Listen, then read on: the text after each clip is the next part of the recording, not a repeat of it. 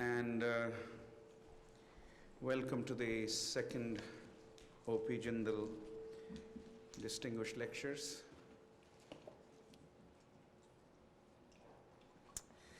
I'm Ashutosh Varshney, Director of the Brown India Initiative and Professor at the Watson Institute and in the Department of Political Science.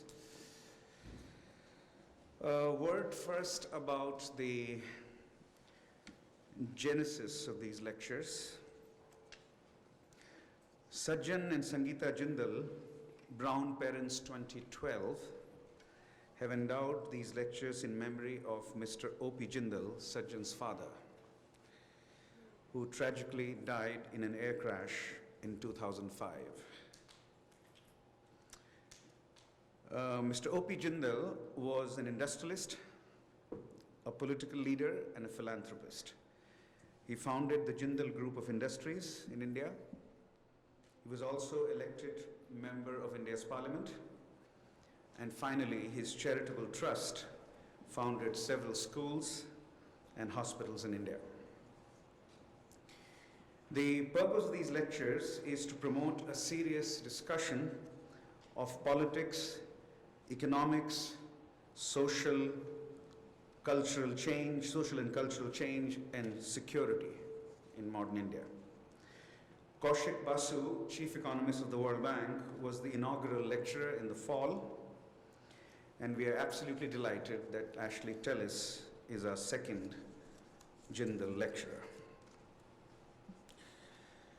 Ashley is best described as a policy thinker, a genre of intellectual activity intimately linked to public policy and the discourse around and about policy. He is currently a senior associate at the Carnegie Endowment for International Peace in Washington, a leading think tank in the US. And during President Bush's second term, he was on assignment to the US Department of State when he was intimately involved in negotiating the civil nuclear agreement with India.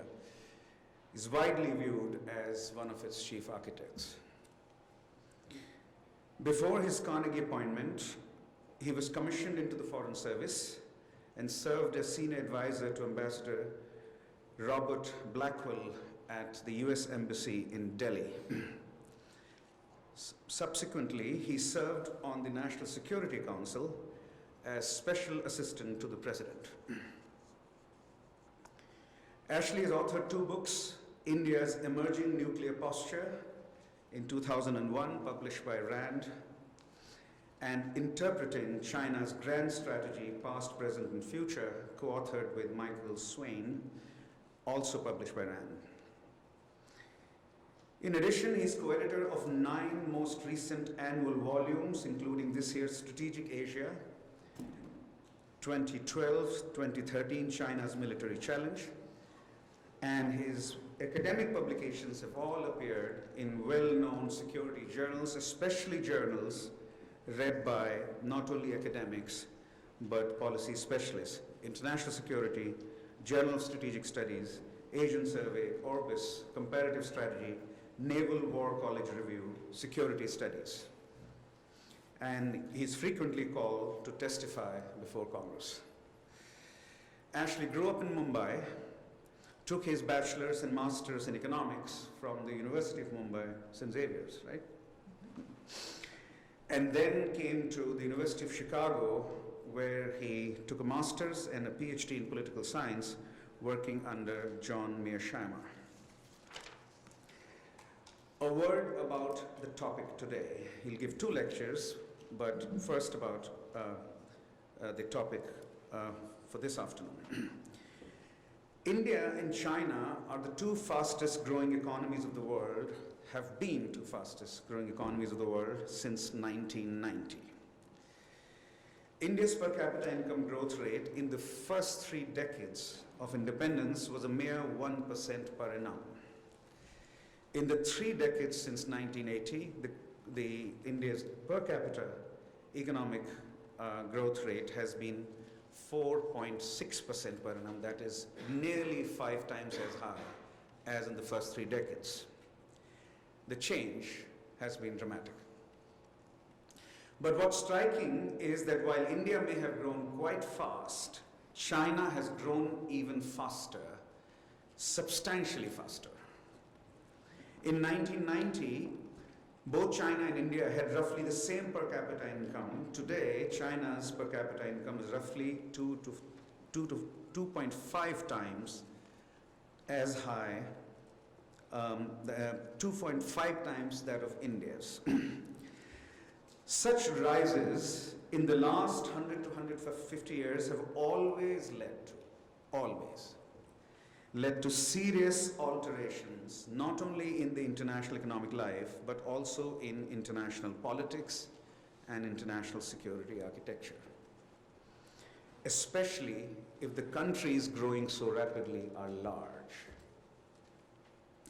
A Singapore can be very rich, as it undoubtedly is at this point, but it cannot be a superpower because of its size.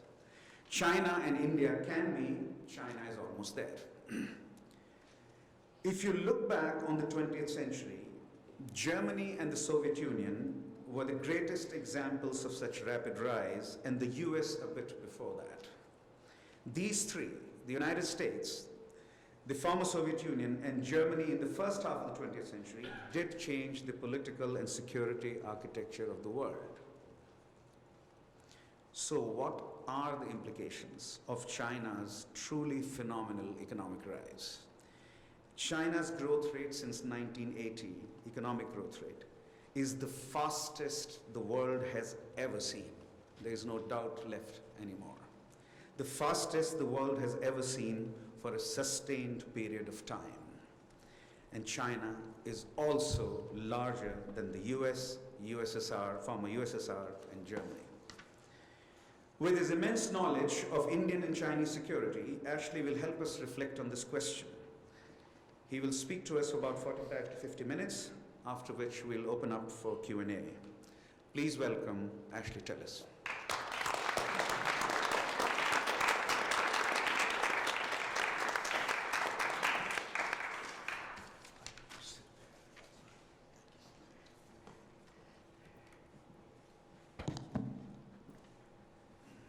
Thank you, Ashu, for inviting me to deliver the second iteration of the O.P. Jindal lectures.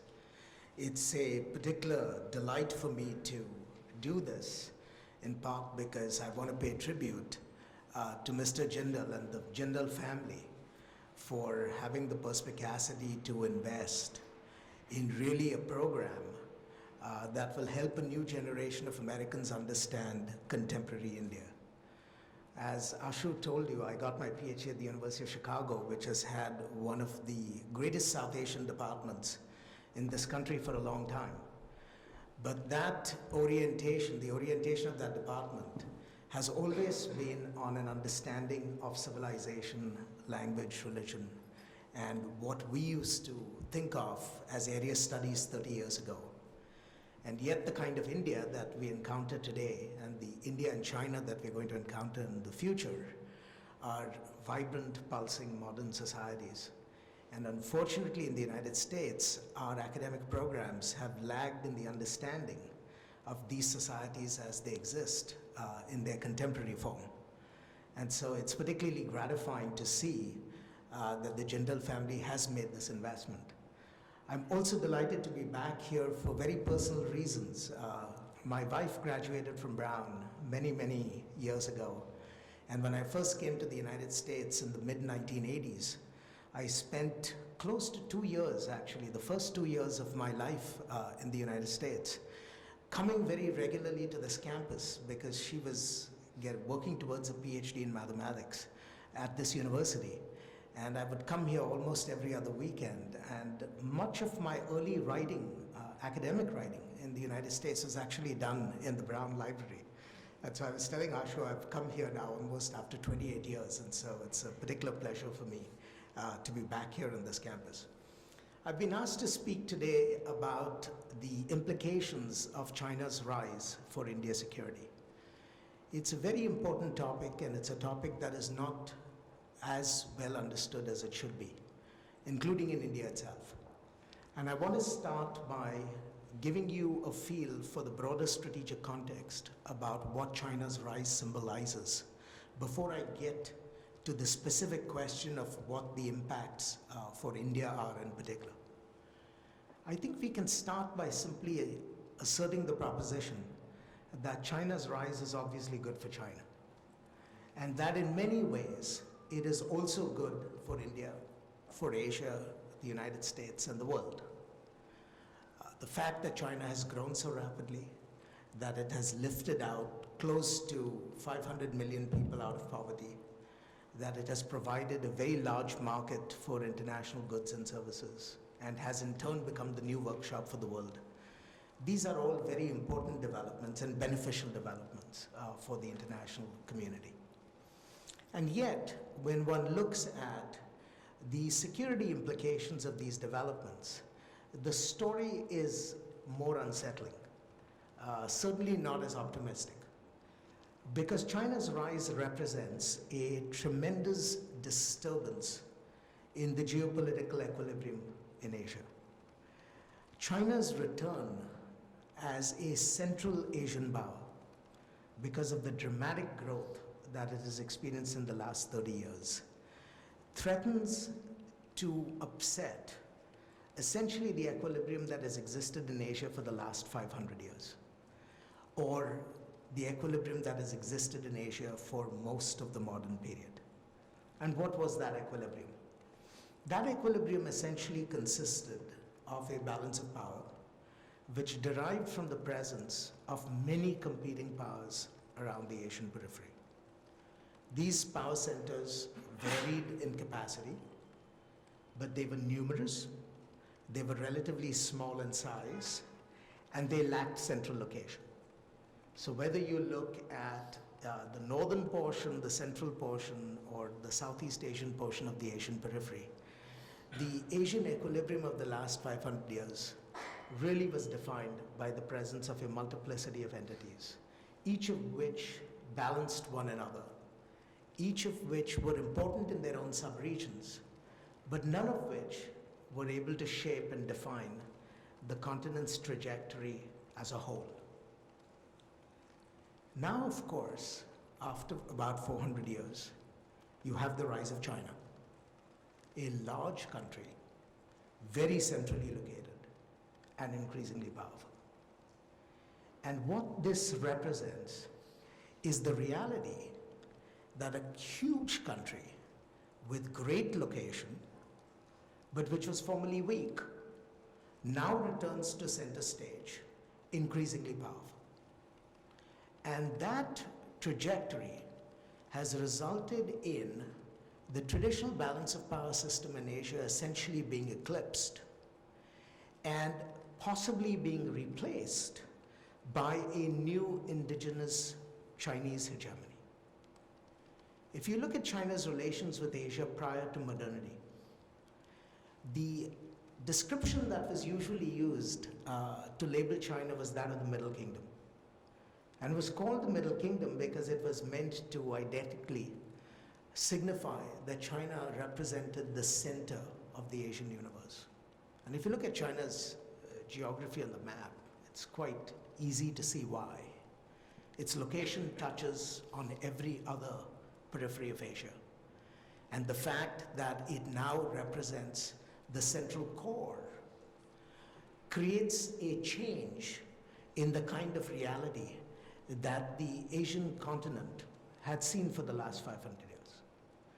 In essence, China's rise represents a return to an older reality, a reality where China was truly the central power in Asia.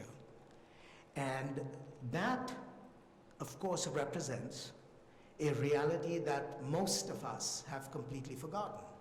And most of the states in the region have completely forgotten because the character of these states have themselves transformed very fundamentally in the last 500 years. So when one talks about the prehistory of Chinese hegemony prior to modernity, it's a reality that obviously exists in history books, but not in the contemporary memory, and certainly not in the consciousness of policymakers in Asia. And so even though in many ways it is a return to an older reality, for a new political order, it almost appears as if it is a new reality itself. There is, however, one big important difference in China's return today and what existed with respect to China's condition prior to the modern era. The big change that has existed today, that exists today, in comparison to what existed prior to modernity, is that China's rise is now occurring in a situation where it is surrounded by a range of quite capable modern states. In other words, the last 500 years has, through the processes of state formation, through the processes of nationalism, through the processes of globalization, actually created a variety of new nations on China's periphery. They may not be as strong as China. In fact, they all are considerably weaker, but they are no pushovers. They are nations with their own sense of history, with their own sense of purpose, and with their own ambitions on the global stage. Think Japan, think Russia, think India, think of the United States as an Asian power. These new realities suggest that even though China's return represents this return to a pre-modern past, the future is going to be a lot more challenging and possibly a lot more problematic.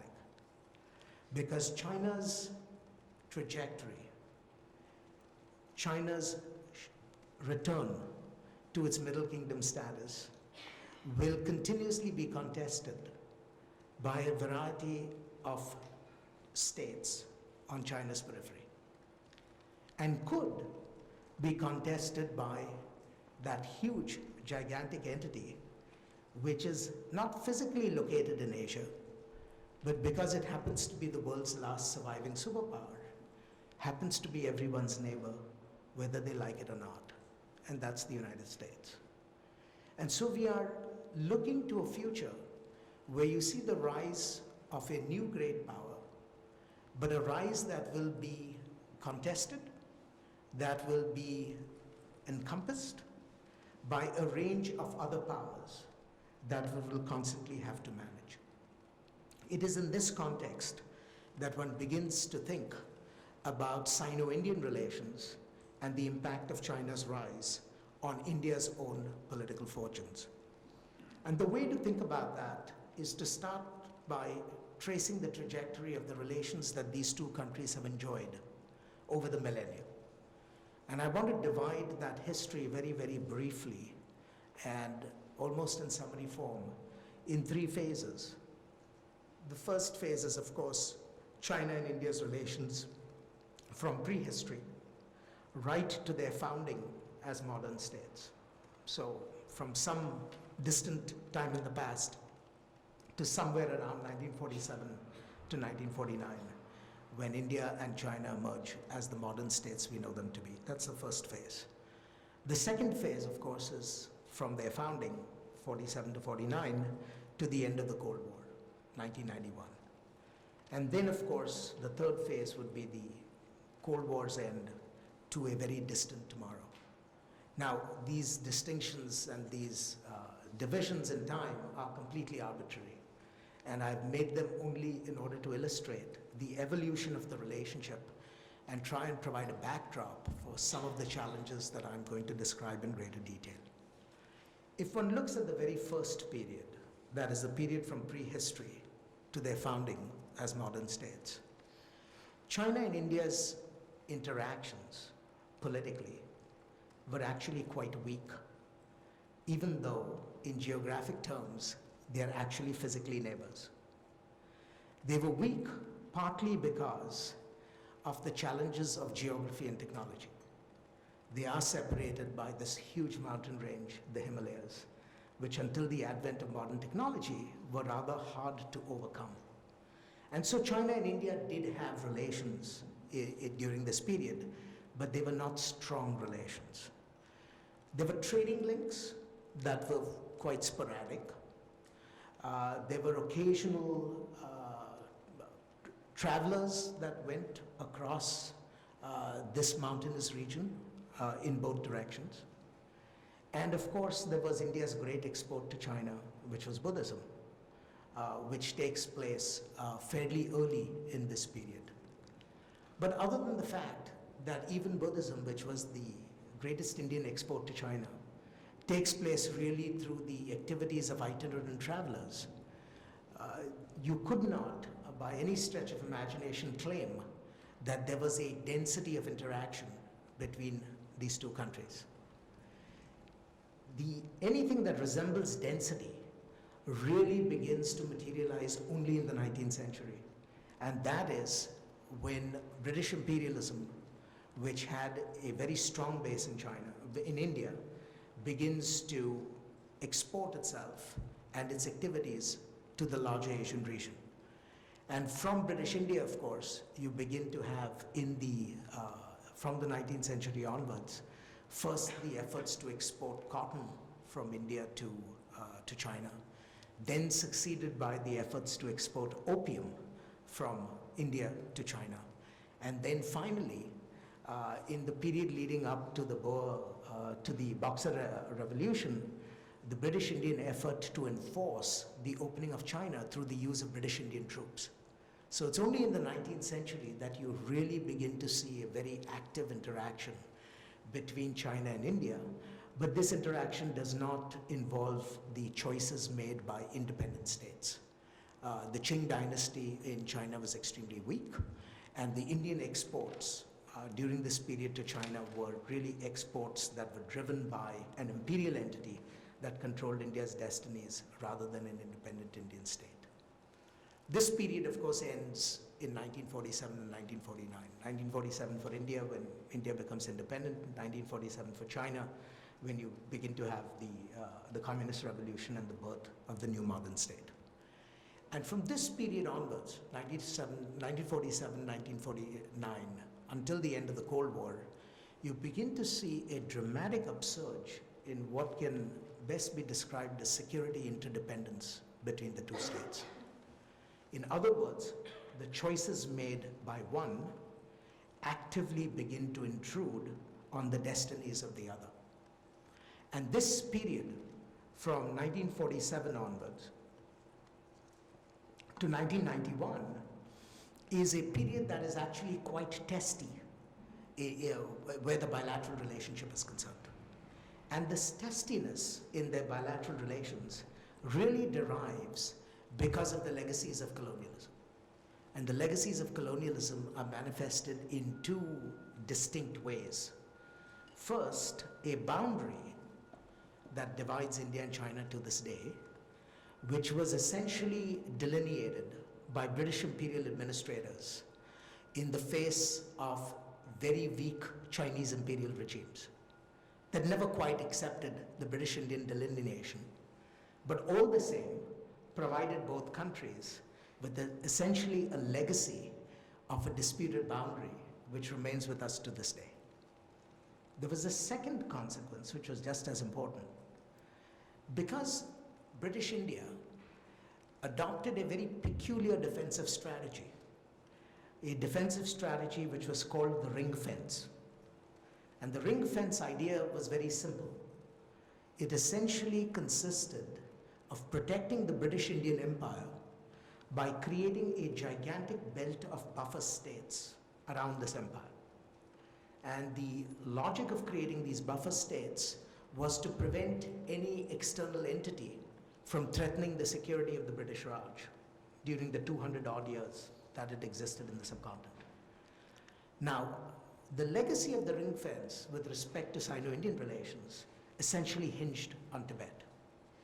And what British Indian strategists had succeeded in doing over a 100-year period was to essentially ensure Tibet's neutrality as a buffer between the Han heartland, which exists towards the Chinese east, and the British Indian Empire, which existed in the Chinese southwest. Now, in 1949, when the Communist Revolution takes place in China, and following the Communist Revolution, the Chinese takeover of Tibet, immediately and for the first time sunders the ring-fence strategy which the new Indian state had inherited from its British imperial overlords. In other words, the Chinese conquest of Tibet and the absorption of Tibet into mainland China destroyed once and for all the buffer state that the British Indian Empire had maintained and which its Indian successor had hoped would exist for a long time as a protection against Chinese power wherever that may have been located. Now, the British Indian Empire had some very interesting relations with the Tibetan kingdoms. Part of the privileges that the British Indian Empire acquired from its relations with Tibet was the right to maintain British Indian military forces in Lhasa. They maintained a special relationship with Lhasa. All these privileges, which were privileges that were forged during the colonial era, begin to disappear. And once these privileges disappear, China and India begin to find themselves, shall we say, closer to each other than either felt comfortable. And they became closer to each other at precisely the point when there was no agreed understanding about what their essential boundaries were. And so this period ends up in the 1962 war between China and India, a war in which India is quite roundly defeated, and China begins to occupy portions of India's claimed territory in the Kashmir area, the area of Aksai Chin, and a few pockets in the central area. I'm going to just come to the map to illustrate this so that you can see. This little boundary here defines the part of Indian claimed territory that China occupied after the 62 war. And there are tiny little portions here that China occupied after 62. This area here, the area of Arunachal Pradesh in the northeast, is the area that India controls and which China claims. So essentially, the 1962 period ends with India occupying a large portion of territories in the northeast that China claims, and China occupying a substantial portion of Indian territory which India claims a part of China, as a part of Jammu and Kashmir. So what you have in this period is essentially the testiness between these two states really beginning to reach a fever peak because of the active conflict between the two. Now, this conflict, of course, has its own peculiar history and its own dynamics, because to understand it fully, you have to understand it in the context of the Cold War competition of the time. You have to understand China's subsequent efforts to follow up the conflict with a new alliance with Pakistan, and so on and so forth. But I don't want to go into all those details. We can talk about those in the Q&A if you want. But the bottom line is this. In 1962, Sino-Indian relations take on a very poisoned turn. And it's a poisoned turn that defines a history of animosity that is to persist to this day. It, however, triggers one important consequence. And that important consequence that it triggered was the Indian determination that it would never be humiliated by China again. It's almost akin to Russia's moment after the Cuban Missile Crisis, when the Russians, having been defeated by superior American diplomacy, are supposed to have concluded that they would never be humiliated by the United States again, which then leads in turn to the Russian nuclear buildup and so on and so forth, and the rest, as we all know, is history. But India draws a similar conclusion and defines for itself the requirement that it would never be humiliated again.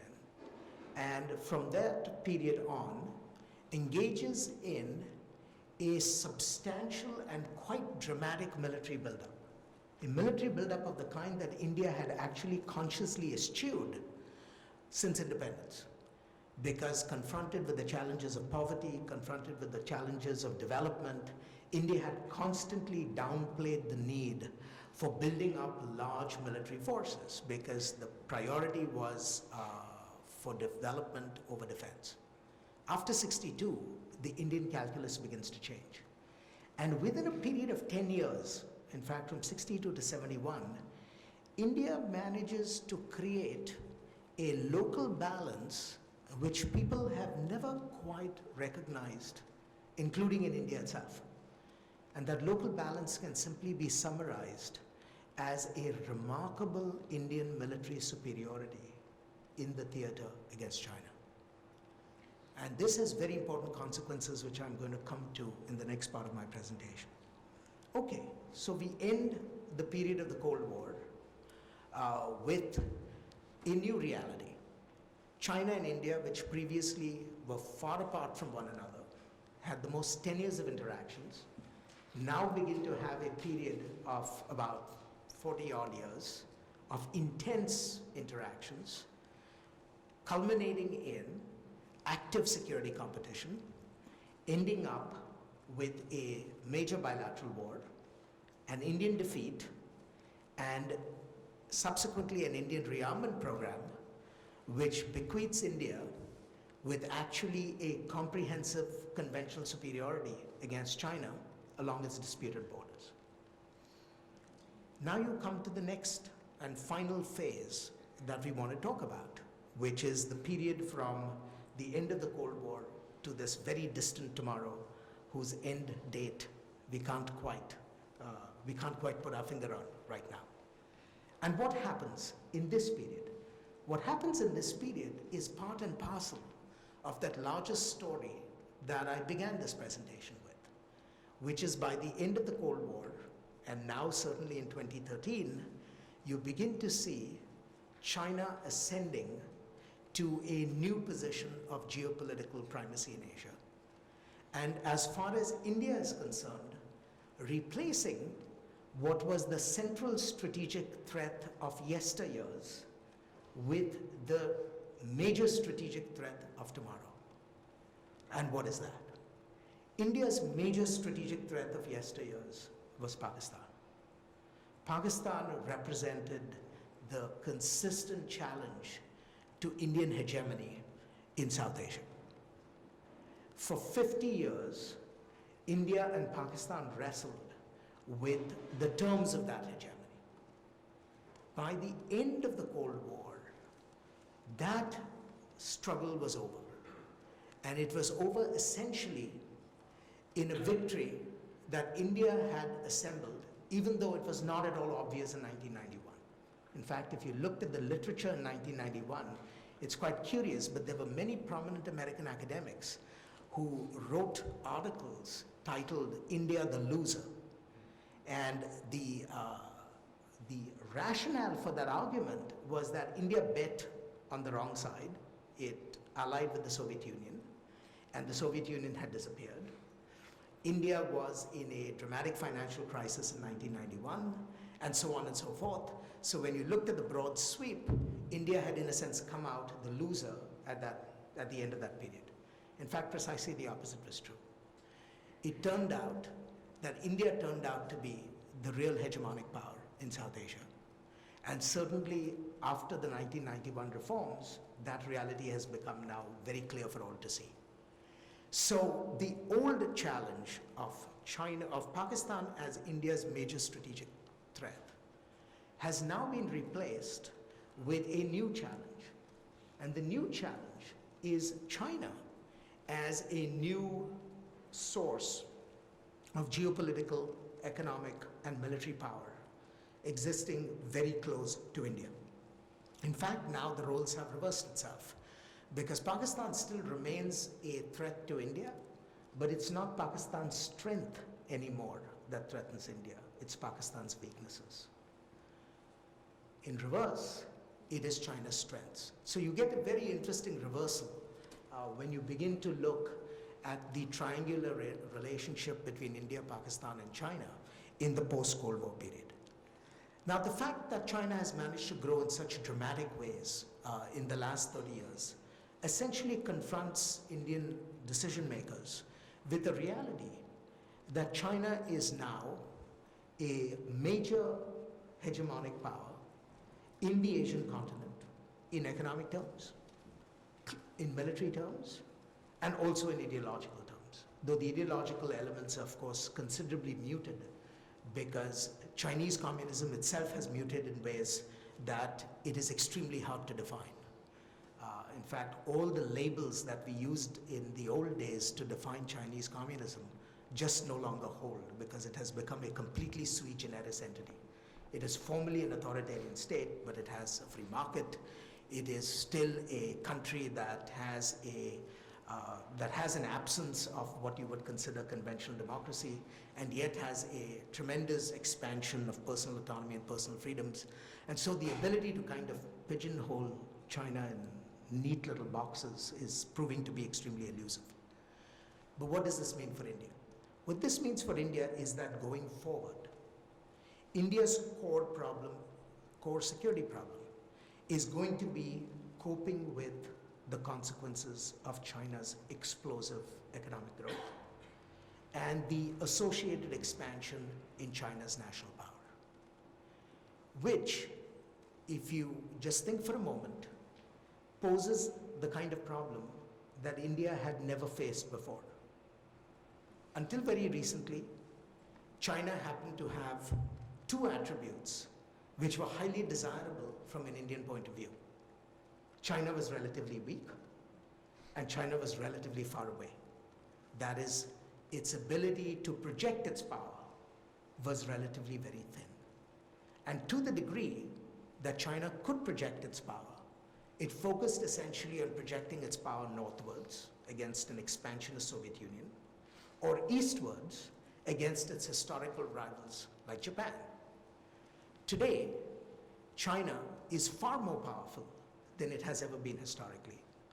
And because of the transformations that have taken place in China in the last decade, its ability to project power across the Tibetan plateau, where historically Chinese power projection was extremely weak, has now been transformed considerably. And so this challenges India in ways that India has never been challenged by China before. Now I want to spend a few moments identifying three specific Indian challenges that India has to cope with from a security point of view. The first is the challenge of protecting India's conventional military superiority in the theater. I told you, post-1962, India responded to its defeat by building up its military capabilities and maintaining a conventional superiority as a deterrent to a renewed conflict with China. As Chinese power grows, the first challenge that India faces is how does it protect that conventional military superiority? I'll spend a few minutes talking about that. The second is India now has to think about how it protects its critical infrastructure against Chinese attack. And the challenges that China poses with respect to critical infrastructure come both in kinetic forms, that is the use of military forces to attack critical infrastructure targets, as well as in non-kinetic forms, which is primarily cyber attacks. And for those of you who follow the history of China's cyber performance, shall we say, in the last decade, there is enough reason to be concerned and perhaps even queasy. And the third challenge that Indian security planners have to worry about is how do they protect India's internal security in the face of renewed Chinese power. I'm going to briefly talk about all these three areas so that you get a flavor for what the nature of the challenge is. The first challenge, protecting India's superiority in the theater. The challenge boils down to three different dimensions: the land balance, the air balance, and the naval balance. Let me briefly describe the issues in each of these. With respect to the land balance, India now finds itself at a point where its traditional strategy of essentially attempting to protect its frontiers through a robust forward defense is becoming harder and harder to execute in the face of the larger challenges in the balance of power. How did India manage to protect its frontier defense prior to the modern period, that is, prior to the post-Cold War period? India did it in a rather simple way. It essentially maintained a very large number of infantry divisions, very, very close to its disputed borders. Essentially, it followed a model that the United States followed along the intra-German border during the Cold War. Pack the border with large numbers of infantry divisions. This strategy worked wonderfully because when you looked at Chinese formations opposite India, the asymmetries were actually quite stark. India had a large number of formations very close to the border, because if you look at the geography, the critical Indian population centers are much closer to the Sino-Indian border. Then there are critical population centers on the Chinese side. There is a huge, vast no man's land on the Chinese side, in complete contrast to the terrain on the Indian side, which is heavily populated and has a large number of urban centers. And so the Indian logic of maintaining large numbers of forces close to the border was actually a strategy that made reasonable sense. Because of China's depth, China's major conventional formations are very far from the border. And so when one looked at the balance of capabilities between China and India in the critical border areas where conflict took place in 1962, India had terrific advantages. These advantages were magnified by other reasons. Until very recently, China found it extremely hard to move forces from distant regions of China to the disputed Sino-Indian borders. And it found it hard to do so because the infrastructure for that movement simply did not exist. China's logistics were also logistics that were very similar to what Napoleon used in Napoleonic campaigns rather than what a modern army would use. In other words, Chinese logistics consisted essentially of in situ logistics. You used what you had stockpiled literally adjacent to the border. And if you ran out of those materials, too bad, there was simply no way to bring materials from further afield to the areas where your forces were employed.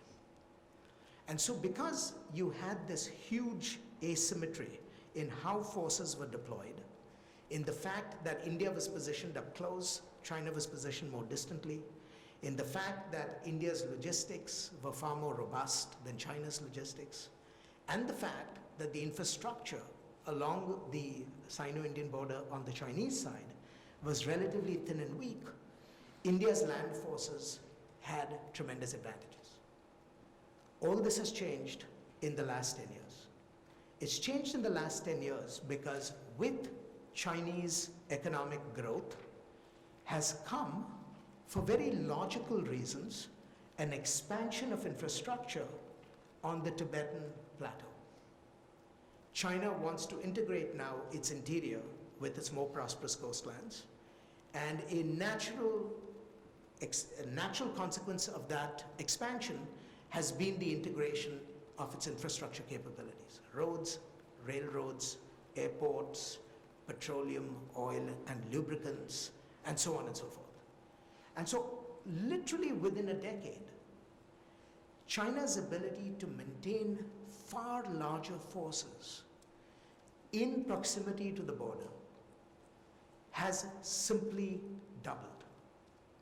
In other words, the balance that India assiduously sought to maintain post-71 has been quite dramatically erased. You see a similar sort of a transformation that takes place in the air balance. When you look at the Indian Air Force essentially developed capabilities to protect India's national airspace in much the same way that the European air forces did during the Second World War. You built and acquired the most capable combat aviation platforms money could buy. You trained your pilots well, and you made certain that if there were intruders coming across your national boundaries, your pilots could fly out to intercept them, hopefully defeat them before they entered your airspace and did damage to your core national centers. The Indian Air Force since 1971 essentially followed this strategy. It went out and bought the best airplanes it could afford and made certain that it had an air superiority component that was always larger than the air superiority component that comparably existed in China. So for example, if you measured the number of fourth generation fighters in the People's Liberation Army Air Force compared to India's contingent of fourth generation fighters, the Indians always had a larger number of fourth generation fighters. It was their insurance policy. So they invested in quality over quantity. Today, this has transformed in two very dramatic ways. First, the Chinese Air Force, which for many decades was huge and consisted of many thousands of planes. In fact, for close to 30 years, the Chinese Air Force consisted of some 5,000 aircraft. Today, this Chinese Air Force is dropping down to close to about 1,800 aircraft and may probably drop down to even 1,500 sometime in the next several years. But every one of these smaller Air Force, every one of the fighters in the smaller Air Force are technologically either equal or superior to the capabilities that India has deployed.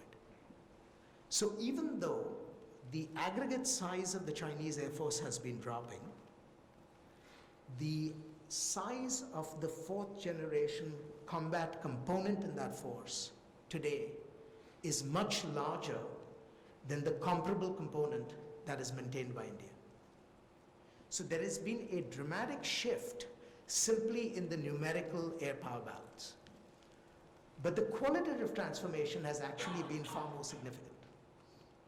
The Indian Air Force today still operates on the assumption that if it has the best airplanes, the best pilots, and the best air defense network, it will be able to meet the Chinese Air Force in air combat somewhere between the major population centers of the two countries.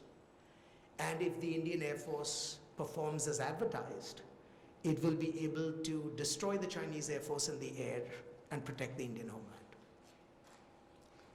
I think the PLAAF recognizes this reality and therefore has developed a warfighting strategy that simply does not focus on air-to-air engagements. Instead, China has employed and is slowly putting in place what can only be described as an asymmetrical strategy, which is intended not to defeat the Indian Air Force in the air, but rather to prevent it from ever leaving the ground. And the way China has moved in this direction is through the use of ballistic missiles. Now, this was not a strategy, I must alert you, was not a strategy designed for India. It was a strategy designed for the United States. And it was a strategy designed to suppress combat operations vis-a-vis Taiwan. Because the Chinese, recognizing that US air capabilities, which are analogous to India's, would be very difficult to defeat if China had to confront the United States in the air, essentially focused on a strategy of making certain that US air power never appeared in China's vicinity, which meant essentially developing long-range, standoff, precision strike capabilities designed to prevent an air force from ever leaving the ground. Whether that air force happens to be based in Taiwan, in Japan, in Southeast Asia, in Korea, or in India. Whether India can actually deal with this strategy of defeating its nominally superior air power remains to be seen. There's a third element, which is the naval component. In the old days, the good news was that the Indian Navy and the Chinese Navy lived in worlds far apart. India lived in the Indian Ocean, China lived in the East and South China Seas. Today, for the first time, the Chinese Navy is slowly beginning to make an Indian Ocean presence. And it's beginning to make an Indian Ocean presence because China has become extremely dependent on energy from the Persian Gulf and on raw materials from Africa. And because it has become dependent on energy and raw materials, its Navy is slowly thinking about operations in the Indian Ocean as a way of protecting its own sea lines of communication. The new Chinese presence in the Indian Ocean obviously creates new challenges for India. Because from an Indian point of view, it's China now beginning to penetrate what was previously a relatively secure cynosure on the Indian seas. Now, traditionally, the Indian Navy attempted to manage India's interests in the Indian Ocean by simply developing what in the trade is called a balanced fleet, a fleet that's capable of dominating on the surface, subsurface, and in the air. And because India was the most important power in the Indian Ocean, and if you look at the map, has the most advantageous geography, it became very easy for India to do that. Today, the challenges are going to be a little more dramatic for India. Because one, we don't quite know what long-term Chinese naval capabilities in the Indian Ocean will look like. But even more importantly, China's efforts to maintain its capabilities in the Indian Ocean do not consist of essentially sending large ocean fleets to challenge the Indians. Instead, in all probability, China will employ exactly the same kind of strategy it has developed to deal with a mightier fleet, that of the United States, coming to the assistance of Taiwan. And the strategy that China has developed to deal with that challenge is completely analogous to the strategy that it has developed to deal with the challenge of air power, which is you do not want to send a surface fleet to take on the United States Navy on the open ocean. It's a strategy that is designed to have a very short half-life for any opponent of the United States. And so what China has essentially done is develop land-based attack capabilities, again, built on ballistic and cruise missiles, which are designed to attack a fleet at very great distances from shore. There is nothing in principle that prevents China from reorienting the capabilities it has designed to deal with the United States Navy in the Western Pacific to deal with the Indian Navy in the Indian Ocean. So when one looks at the naval balance as well, there is a certain degree of anxiety that Indian policymakers are confronted with when they begin to see this steady shift. Let me say a few words about the second challenge, which is critical infrastructure. Chinese capabilities with respect to attacking critical infrastructure, either through precision attacks, which are kinetic attacks, that is ballistic and cruise missile attacks, or non-kinetic attacks, which is attacks through cyberspace, are simply unparalleled in the world. The only nation that probably comes close is the United States. And so if you are India, if you are thinking of how do you protect yourself against both kinds of emerging Chinese capabilities, you begin to recognize that you have a serious problem. And unfortunately for India, while it recognizes the nature and the gravity of the challenge, India's decision-making and its internal political coordination is so sluggish that its ability to develop the antidotes required to protect against these threats remains seriously deficient. When one looks at critical Indian sectors, like for example, telecoms, when one looks at defense, when one looks at banking, when one looks at electrical power, India's ability to prevent attacks on key nodes in any one of these sectors, whether the attacks are kinetic or non-kinetic, is extremely poor. And the only reason, while it is likely that India will not become a victim of Chinese activities in these areas anytime soon, is because the United States is that gigantic magnet which will continue to attract Chinese attention for a long time to come. But should China ever begin to think about what it needs to do to bring down critical Indian infrastructure, on current trends, it would not have a hard time doing so. And this is something that Indian policymakers have talked a lot about. They've spent a lot of time discussing this. It's been aired publicly. But like much else in India, there is a huge gap between the ambitions and the plans and the implementation. And so, even though with every passing years, awareness in India about the challenge has grown, India's capacity to mount the requisite defenses has lagged considerably behind. I want to very briefly talk about the last challenge, which is the challenge of internal security. Today, Chinese threats to Indian internal security are considerably muted. But that was not true 30 years ago. In fact, in the heyday of the Maoist revolutionary phase, the Chinese state very actively encouraged insurgencies throughout the Indian Northeast, very actively supported the two communist parties in India, and engaged in a variety of subversive efforts that were aimed at targeting the Indian state.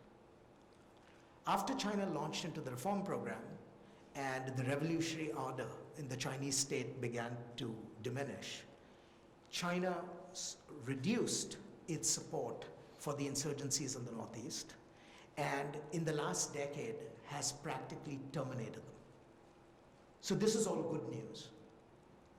The bad news, however, is that the remission of the problem is only that, remission, not a termination. And the reason for saying that is because there lies a dagger pointed at the heart of China, whose handle exists in New Delhi, and that's called Tibet. As long as Tibet remains imperfectly integrated into China, as long as Tibetan political ambitions are not adequately satisfied, and as long as the leadership of the Tibetan community in exile continues to remain in India, Beijing clearly recognizes that India can, if it chooses to, make life very difficult for China with respect to Tibet. And so, because competitive international politics compels people to do strange things, the Chinese have also maintained in reserve their capability to return to the kinds of policies that they had pursued 30 years earlier vis-a-vis India in regards to internal security.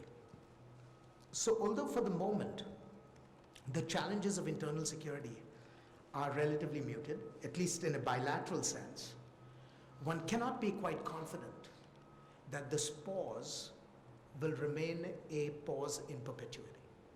One hopes it does, but there is enough structural instability in the relations between the two countries that should the security competition between China and India get out of control, the internal security competition, which today lies contained, could once again burst in more malignant forms. Now, I've told you a story that will leave you with the sense of unremitting and uncontained danger. But is this story true? Right? Is this the complete story? The answer obviously is no. Because while there are competitive dimensions in the India-China relationship, there are other dimensions which, in theory, could be mitigating. The first most important element that could be mitigating are that China and India are both rising powers that exist in somebody else's world. They exist in a world made, protected, and maintained by the United States. And so, they are not free to engage in security competition in an untrammeled way. Their competition is contained by a superior power, that of the United States. The downside, though, to this mitigation is that as China grows and as it progressively becomes America's equal, the dampening force that the United States can exert will slowly begin to attenuate. Because as China becomes a country that begins to match the United States in power capabilities, its ability to be restrained by the United States will proportionately diminish. And so it is unclear whether the pacifying effects of American hegemony will essentially persist long enough to provide the kind of protections that one has seen throughout the post-war period. There's a second reality, the reality of economic interdependence. China and India are increasingly economically interdependent. And many would make the argument that economic interdependence raises the opportunity cost of conflict. And so, no matter what happens in all these strategic realms that I've described, the bottom line is China and India both want to grow wealthy, and they want to grow wealthy fast, and they want to grow wealthy through trade. And therefore, they have no incentives to engage in conflict. I think that theory is good as it goes, but in the Sino-Indian case, there are very significant weaknesses.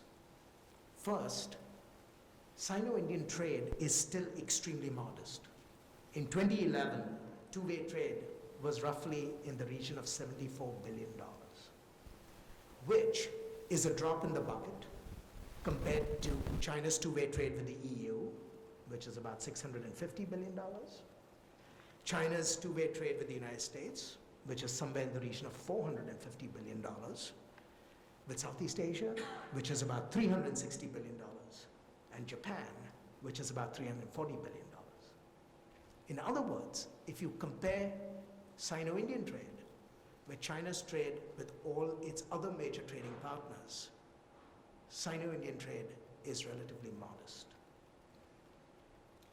That should raise the question about whether this modest trade is capable of acting as a brake in the face of what may be more serious political competition. When one looks at the character of Sino-Indian trade, there is even greater room for pessimism, for a very simple reason. The China trade is important to India. The India trade is not particularly important to China, because what India exports to China is essentially primary commodities. And primary commodities in an open international market are perfectly substitutable. It doesn't matter whether you buy coal from China, from India, or whether you buy coal from Australia, whether you buy iron ore from India, or whether you buy it from Africa. So the quality of the trade is such that it does not give the Chinese something to say, gosh, we better dampen the security competition, or else there is something of great value to lose in the trading relationship with India. Now, this could change over time, and one hopes it does. But at least for the moment, it's not quite obvious that that's the case. So when one looks at the economic interdependence argument, one is conscious of the fact that it's a much more fragile argument than appears at first sight. There are two other considerations that one ought to take into account. The issue of nuclear deterrence. Both India and China are now nuclear weapons powers.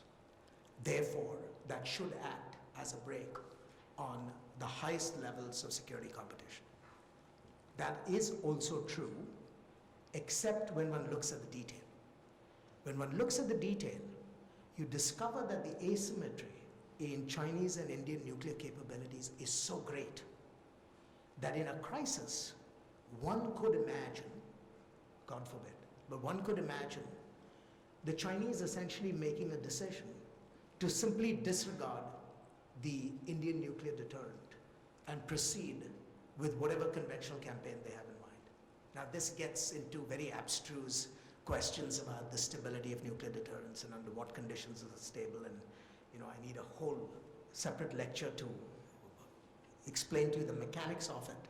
But the bottom line is this: in any competitive relationship which involves nuclear weapons, you get peaceful outcomes in a game theoretic sense only when both sides essentially have very robust second strike capabilities, right? That's the conventional yardstick of stability that we learned during the Cold War. The fact of the matter is today, that condition simply does not obtain with respect to China and India. It certainly does not obtain with respect to India. And so at least for a while longer, the pacifying effects of nuclear deterrence that people automatically assume may, and I emphasize the word may not exist in the case of the Sino-Indian relationship for some time to come. So when one does a net assessment, one has to draw the conclusion that the rise of China, at least from a narrow security point of view, has really begun to pose new challenges for India's interests.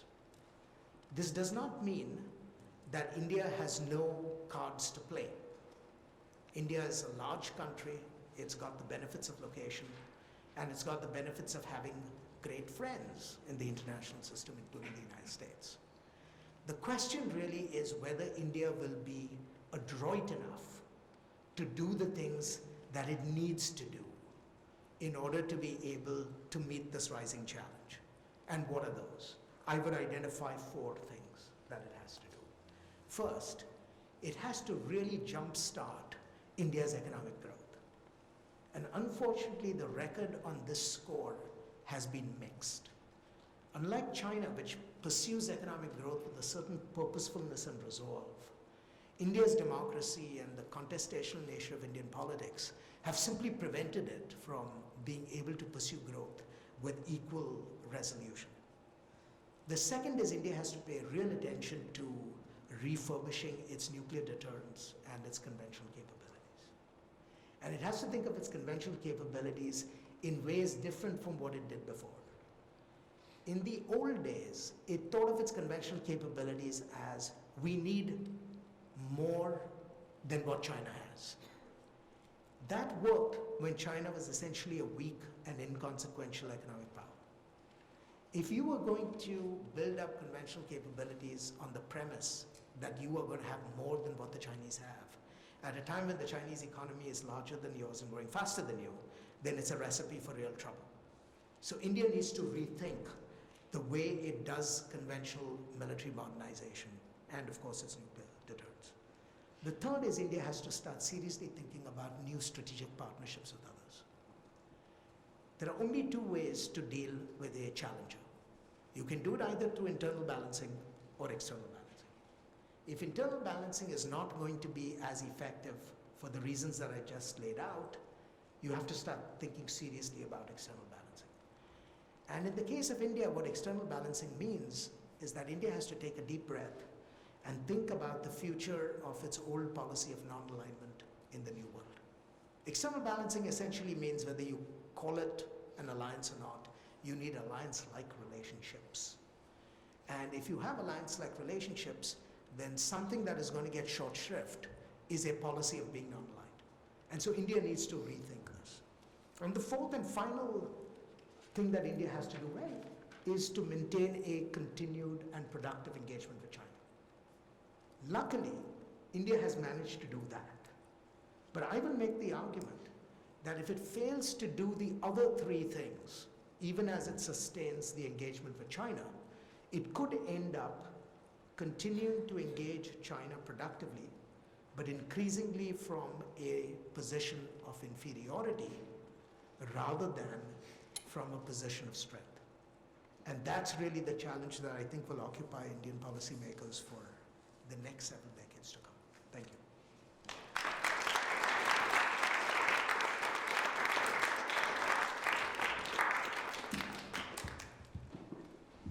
Thank you, Ashley. Those who do political economy, half of my work is in political economy, always argue that greater economic interdependence has pacifying effects on potentially conflictual relationships, or can remove security threats. And those who work in the field of conflict, as Ashley does, and in some other areas of conflict, not international conflict, I have half of my research is on those issues. The conflict researchers argue that economic interdependence does not necessarily induce cooperation, or does not eliminate security conundrums. And you saw the tenor of the argument here. Ashley engages the argument, engages the economic interdependence view. He does, but suggests that whatever is general relevance, and even that has been questioned, whatever is general relevance, certainly its specific application to the future of India-China relationship, Sino-Indian relationship, is in doubt. Now,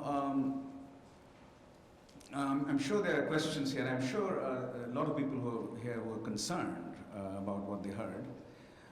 But let me start with the second, no, the third proposal in how India has to handle its future, strategic future. The notion that if mutual balancing is hard, nations can think of building alliances. So Taiwan has an alliance with the United States, Japan has an alliance with the United States, Korea has an alliance with the United States, but in this case Korea is not the main issue. The main issue is Japan and Taiwan. They continue to feel that if push came to shove, American protection is available, and the famous historical Japanese-Chinese rivalry, much stronger than Sino-Indian rivalry, much stronger, would not lead to any significant damages to Japan. Now, the question that emerges is, if we think further about this argument, the question that emerges, and you, as you rightly say, America is the sole superpower, and America, what one may disagree with how it conducts itself, one may agree with that, but there are certain implications of having the largest, if you will, share of world power, which would generate a certain kind of behavior. International relations is about that. International relations has taught us about, for a long time. So under what conditions might the US feel that provision of alliances to Japan or Taiwan, or a future alliance to India, if India seeks it? And you worked on that alliance, you have. Under what conditions might the US think that provision of these alliances is either unaffordable or not strategically wise anymore? So I'm inviting you therefore to reflect on how the US strategic calculations would have an impact on India's security, and you may want to say something about Japanese and Taiwanese security as well. Want me to Yeah, address and then Let me start with the question of the strategic, that an alliance with India might be strategically unwise. After the 1962 war, there was actually a very serious effort made in the United States, and the Joint Chiefs of Staff conducted studies. You can actually find this if you go to the Foreign Relations of the United States for that period and look at the declassified documents. The Joint Chiefs of Staff and the Kennedy administration did this study, and they came to the conclusion that, you know, a security guarantee, that was the discussion, the security guarantee to India was strategically unwise. And there was a specific reason why they came to that conclusion, because they argued that a security guarantee to a country that continued to remain formally non-aligned committed the United States to doing things for that country's security in exchange for nothing in return. In other words, if you had an alliance relationship with India, it either had to be a proper alliance in which the obligations were mutual, or no alliance at all. But an alliance where the United States guaranteed India's security in exchange for nothing that the Indians do in return was obviously was not seen as being particularly a sensible idea. I think there's an element of truth to that persists to this day. I mean, it would not make sense for the United States to unilaterally offer India any measure of protection if it cannot be assured that India would do something in return, or if it feared that it might end up in a situation of the tail wagging the dog. That is, India gets into conflicts with others and then invokes the US alliance umbrella to essentially provide it with assistance in its own security dynamics. The flip side of that, though, is twofold. The rise of China is one of these issues that poses a challenge not only to India but also to the United States. Because even the United States is affected by the prospect that a new Chinese growth and power could affect American equities.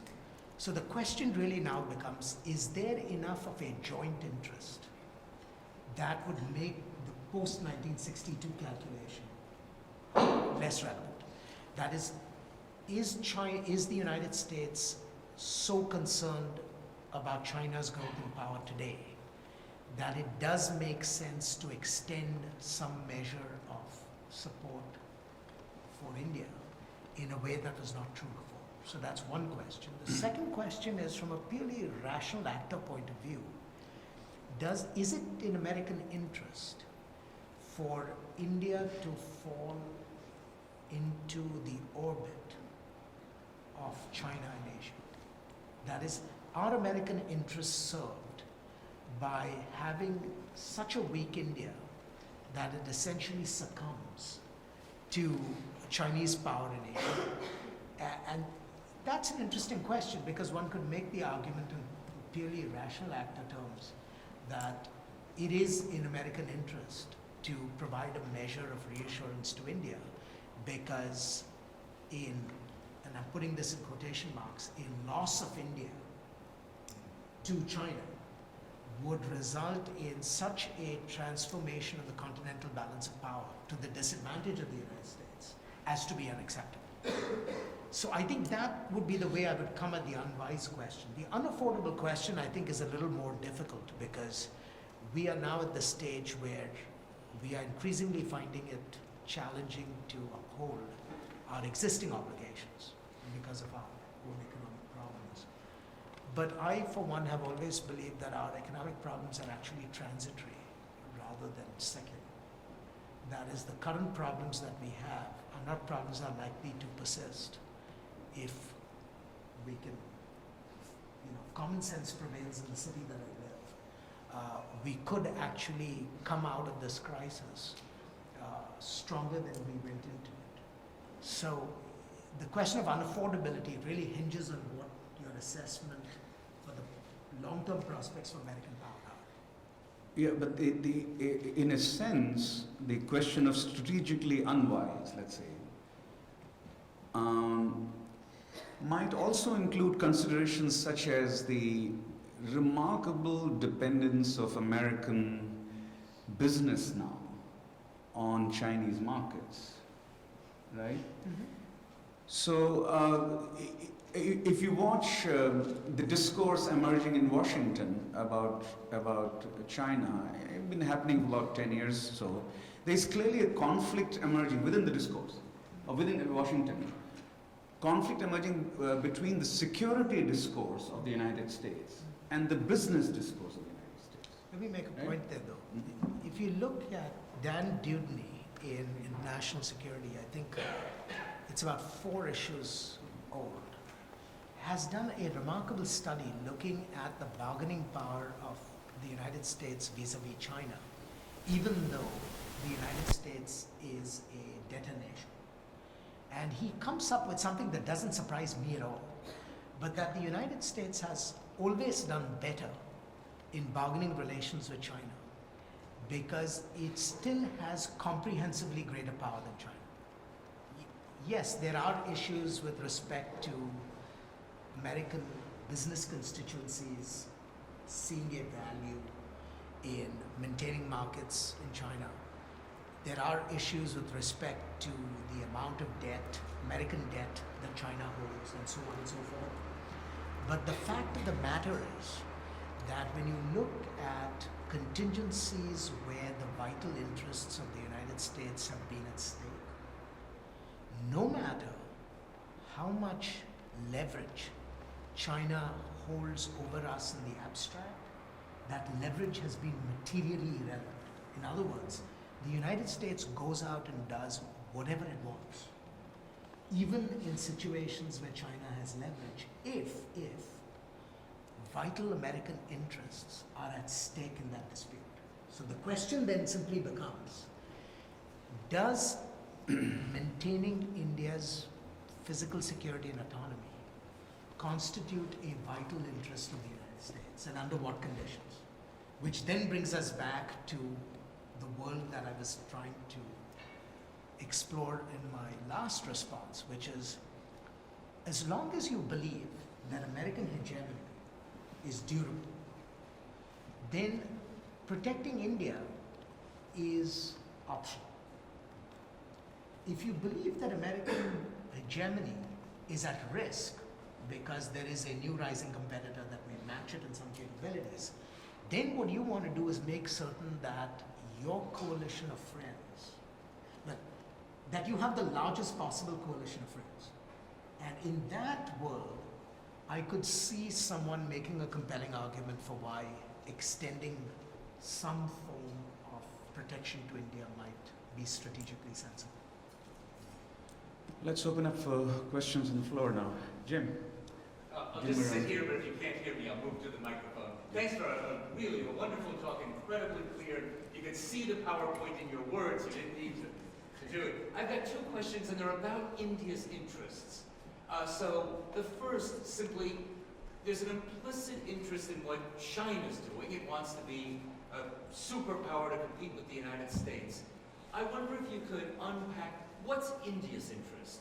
Listening to your talk, you get obviously a clear interest in survival and in fending off the Chinese.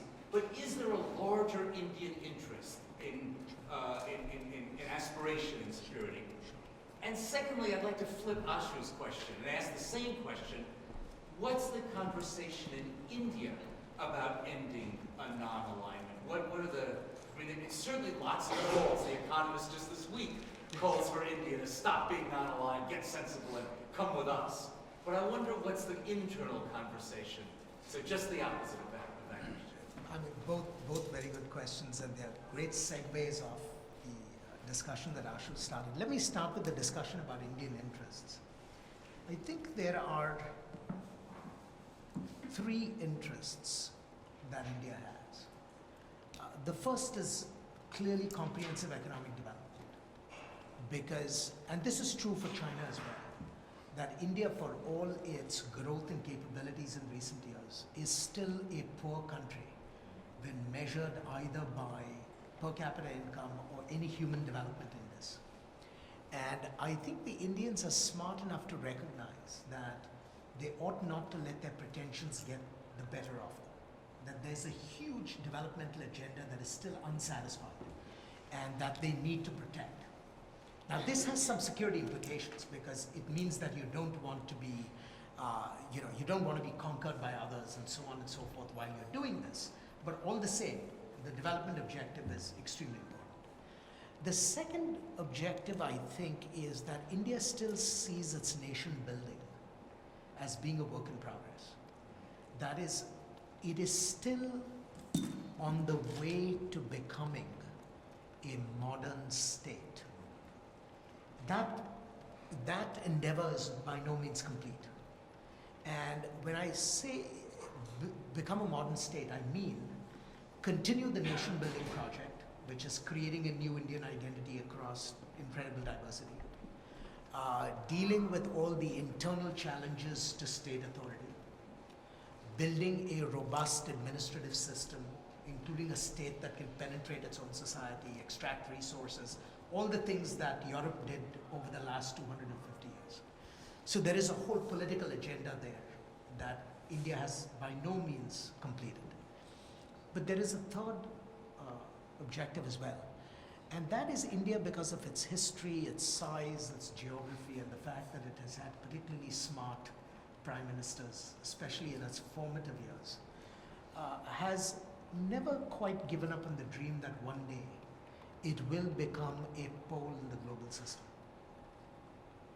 And this is an important point to keep in mind, because if India only had the first two objectives, you could imagine it pursuing a national strategy that says, we would rather be red than dead, right? Because if all you want is economic development and a modicum of political stability, I don't mind trading subordination to another great power if I'm left free to achieve these objectives.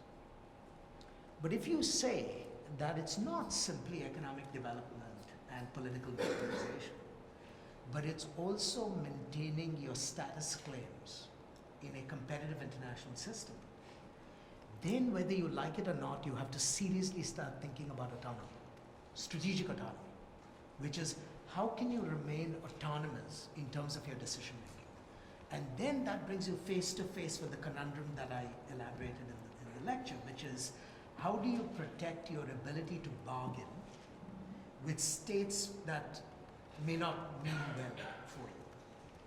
And this is where the competition with China obviously takes on a certain edge, not only because of the history, but also because China is so close by.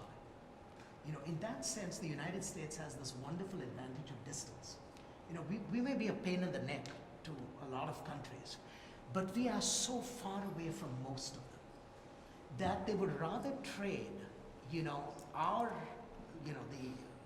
disadvantages of being our friends rather than the challenges posed by countries nearby. I mean, you see this, for example, in Southeast Asia very, very clearly. That, it's inconvenient to be America's friend in so many ways, but the fact that the United States is far away makes it more tolerable. So that is, I think, so I would sum up India's interests in that way. And then that takes it inexorably, in my view, towards how does it balance? And that's why I believe India has persistently followed a policy of balancing China since 1950. I mean, it's done it sometimes through soft balancing, sometimes through hard balancing, sometimes, more vigorously through military means, at other times more vigorously through political means. But it has never quite accommodated itself to the idea that, we're content to be number two to China and Asia. And unless something fundamentally changes, I don't imagine that will disappear. On the second question of what is the conversation in India, it's a very interesting issue. The conversation in India is actually let me back. I think for the first time there is a debate in India about what its national strategy ought to be. And there are three basic schools. There are the old dyed-in-the-wool leftists who basically believe that it's insane for India to even contemplate any sort of partnership with, such a muscular, aggressive society like the United States. You know, it's just unthinkable. So that's one. Then the second school is the pragmatic realists who will accept everything that I said in the presentation and immediately accept the conclusion as well, which is India cannot attain its objectives, all those three objectives I flagged, without external balancing. And so it has no alternative but to balance external. And the only debate in this school is how do you maintain the pretense of not being allied while being allied? So the question is, can you create a sort of a political fig leaf that allows India to achieve the benefits of autonomy at a rhetorical level and at a symbolic level, while still being tied quite tightly with some body of foreign powers. And there is the third school, which is the old Nehruvians, who basically believe that India should persist with non-alignment because of their conviction that there is no reason why India cannot become a great power on its own steam. Now, I have no debate with the school if the proof was actually in the implementation. So if someone were able to show me that India's rise in national capabilities is consistent, is determined, is resolute, the logic of the Nehruvians would be impeccable. Because why would you want an alliance if you can maintain your autonomy doing your own thing? But my argument for why India ought to rethink non-alignment has been precisely because I've never been convinced that India's domestic politics permit the singular pursuit of power. It's too complicated a country, and there are too many difficult internal bargains that the leadership has to make that prevent it from power accumulation in a way that China can. In many ways, it's analogous to the United States. I mean, the United States produces a surfeit of power in spite of itself, right? Because anyone who looks at Washington, you know very clearly that this is not a country that, shall we say, is purposeful in anything that it sets out to do. I mean, my God, the fact that we actually managed to achieve what we have is not because of what happens in Washington. It's precisely because of what happens outside it. I don't think India has quite reached that point yet. If it does, I think the Nehruvians would be right. But because I fear that India's power potential will be stymied for quite some time, I think at least in the interim, it needs to think more creatively about its partnerships. And I can say a lot more about this because this is the policy that we've been trying to put in place for the last decade and a half. Sometimes with more success than at other times, but I can't declare victory yet. Yeah, would you like to go to the microphone and introduce yourself? Hi, my name is Anatol. I'm a junior studying econ and political science. Thank you very much for coming, sir. My question is about the second conclusion you drew. Basically, in order for India to catch up to China, they have to jumpstart their economy, their economic growth. And then you went on to say that India's democracy might be a hindrance or a problem for that. I would just like to ask you to expand on that a little bit and say how that problem could be remedied. Thank you. There are two reasons for saying that. One that I can elaborate without embarrassment. The other that I will elaborate with some hesitation. Let me start with the one that I can elaborate without embarrassment.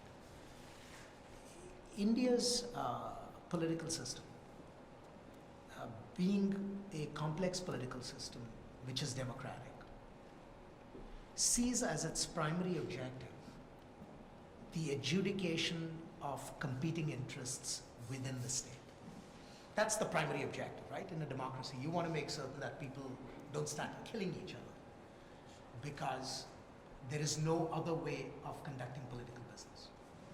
And so your focus is on how you prevent them from killing each other, which means you're constantly in the business of perpetual compromise. When you are in the business of perpetual compromise, you can never pursue national policies that are, shall we say, singular in their direction. There are always policies that are hesitant. There are always policies which have a certain degree of log rolling, right, in democratic politics. You can never say, today the Indian state is going to make a decision by fiat to go out and do X, whatever the X is. And why can't it do it? Very simple reason. The moment the Indian state is going to go out and, the moment the Indian state goes out and says it's going to do X, it becomes immediately conscious of the fact that doing X creates a large number of winners and losers in domestic politics. Now, if this was a winner-take-all system, as in authoritarian regimes it is, right? When you're on top, you're on top. When you're down, you're dead. It's a winner-take-all system. In a winner-take-all system, you don't care about how you balance costs. You simply identify the policy, go out, run with it until the policy fails.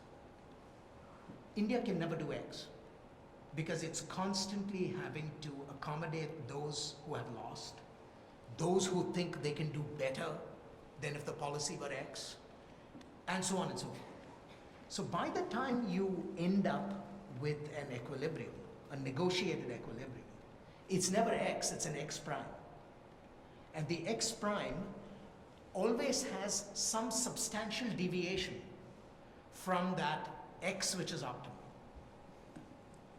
This is unfortunately the nature of democratic politics, right? I mean, all public choice theory will tell you how this process works. So this is the argument that I can make without embarrassment. The argument that I make with some embarrassment is that there is a deep-rooted strain in Indian strategic culture, which is extremely defensive and not at all legal rational in the Weberian sense. Rahul Sagar, I think, had a wonderful line in one of his chapters where he said, India's encounter with rationality is imperfect and incomplete.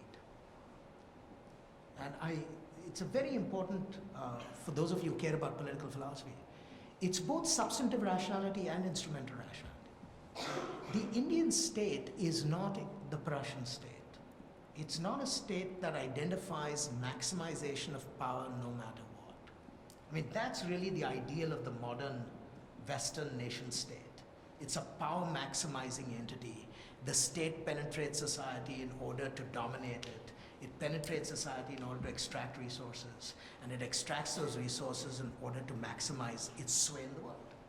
And that's how you get geopolitical competition and so on and so forth. Right? You never see this kind of a strain in Indian politics. Now, I say I'm embarrassed by this because the moment one begins to provide cultural explanations, it becomes slippery and shoddy very, very quickly. And one of my research projects for the future is to try and state this with a little more precision than I'm doing today. But I want to put it out there because I think, not to recognize it is missing an important part of India. That there is a strain in India which is very focused on conciliation, simply as a matter of political cultural temperament, and which in its manifestation is quite different from the Western nation state that I learned in my professional career as a political scientist. Professor Pratap Mehta, who is Director of Center for Policy Research in Delhi and gave lectures here 2 years ago on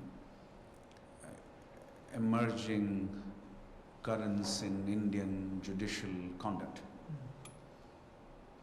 Made the argument that India's judiciary does not work on the basis of first principles of justice.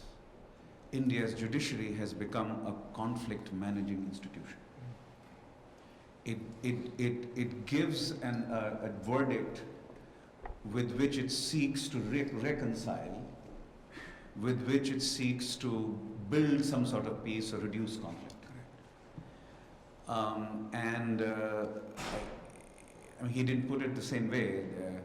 It's an imperfect encounter with modern rationality, or it's an imperfect realization of the ideal, typical modern state. But it was surprisingly intriguing conclusion that, and he gave lots of evidence from judicial verdicts, which he argued that all of them are questionable from on the basis of the first principles of jurisprudence. But they are all defensible as second best and third best because they actually did manage conflict. And that's what the judiciary seeks to do again and again. Just to illustrate what you're saying further, that's not coming from strategic culture, by the way. It's a different kind of study which comes to the same view. I think he's absolutely Right. And I think that has to do partly with the failures of the executive, the Right. failures of the legislative branch, and so on. And Right. Here the claim is that even that institution of the state, which is not supposed to be about reconciliation and compromises, in principle, I think people would say by American courts also sometimes they do conflict management, right? But let's say at least in principle it's away from the hustle and bustle of politics. But Indian judiciary is now involved in managing competing claims, managing conflicts, etc., etc. And reconciliation is the driving force, is what he argued. Other questions? Would you want to go to the... Yeah? And introduce yourself. I'm asking you to introduce yourself also because we are being live webcast, so other people should. My name is Peter. I'm a student of political economy of the environment. Not quite related, but I had a couple of questions. The first is to do with the fact that you said, if you could, you were talking about alliances, and you said if you consider the U.S. as a declining hegemon and China as a rising hegemon, then X, Y, Z. But if you don't consider that, then X prime, Y prime. Why, given China's, given the projections for China for increasing China's consumer class and the military improvements that you just described, what reason is there to not believe that China will be the new hegemon globally? And my other question was more regionally focused, which is that you were talking about the problem that China faces in terms of its relationship with India regarding Tibet, and that India can pose significant, can provide significant source of trouble for China with Tibet. That seems more of a advantage to India right now, right? A strategic advantage. So could you elaborate more on that as to why that is not a very strong, at least a significant military source of concern for China? Thank you.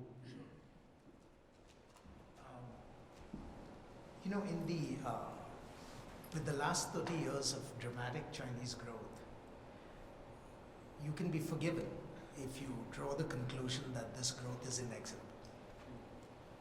Because, as Ashu pointed out, there has never been a period in human history, where a country has grown at close to double-digit rates for 30 years.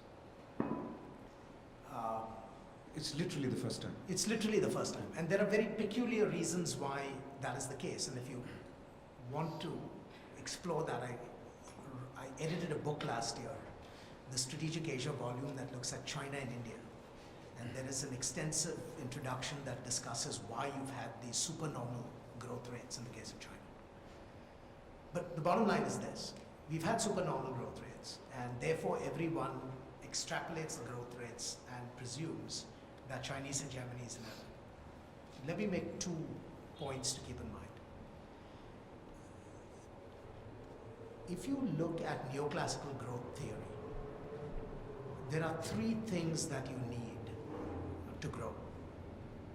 You need labor force expansion. You need to have accumulated capital, so savings and investments. And you need technological change. These are the 3 components that neoclassical growth economics provide growth. So at the very least, if China is to become a hegemonic power, that is a power that dominates the global system, it must be able to show consistent improvements in all 3. It has trouble in all 3, strange as it may seem. Labor force growth is now gradually coming to an end because of a self-inflicted wound. China's one-child policy has essentially put it in a position where it simply will not have the cohort of the population that is most productive. In other words, China is going to grow old before it becomes rich, because the population pyramid in China is going to be an inverted triangle rather than the reverse. In fact, it's so ironic that India's advantage in this respect is going to derive from the fact that the family planning programs that it pursued from the 60s onwards were terrible failures. And I remember growing up in India in the 60s and 70s when people would rail about the fact that the family planning programs were such miserable failures, and it was thought to be a complete disaster from the point of view of India. It now turns out to be exactly the opposite, that India's population is now the one thing that keeps things going, right? So you have a labor force group now. Capital. 70% younger than 35. Correct. 70% of India is younger than 35. Which means that there is a huge, Yeah. bulge in the productive population for long term. This is not true in China. The second issue has to do with capital, accumulating capital. Now, the funny thing about accumulating capital is that it is intimately linked with the size of the labor force, because it ultimately comes from savings, right? You've got to get it from somewhere, and it comes from savings. Now, the capital that China has accumulated today has occurred for it's a very strange story in global macroeconomics, in which we have been complicit, right? And we've been complicit because we have the world's international reserve currency, and therefore can afford to have this peculiar model where we allow China to accumulate all these resources and then recycle them by essentially, selling us goods which we then buy, and then they continue to fund our consumption through buying our T-bonds and all this sort of stuff.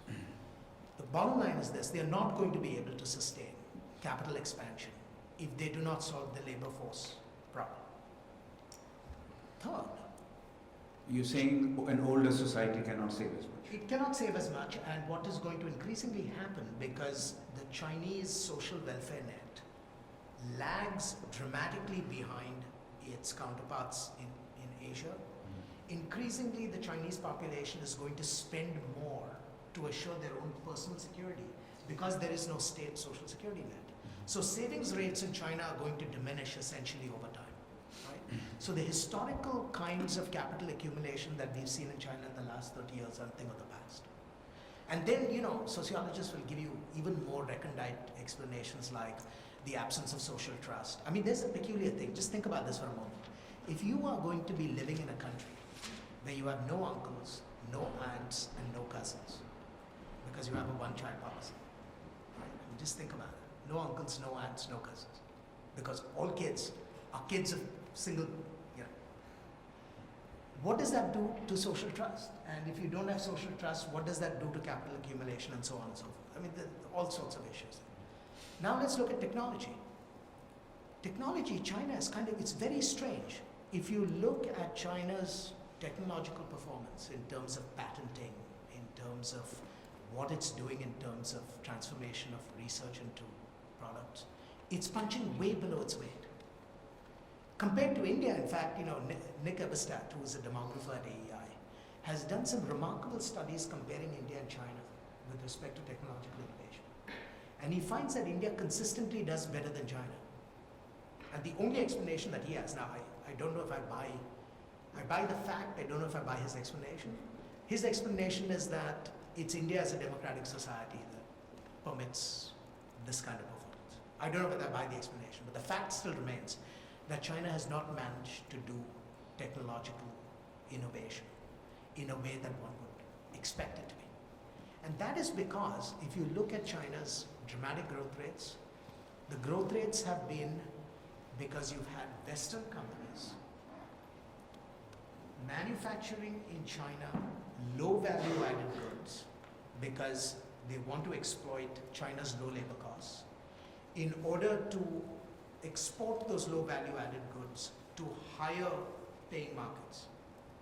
So essentially what the Chinese model has ended up being is serving as a sort of a waypoint for foreign innovators to manufacture in China, but not necessarily innovate in China, and certainly not stimulating Chinese innovation, but rather taking these low value added products and then exporting them abroad.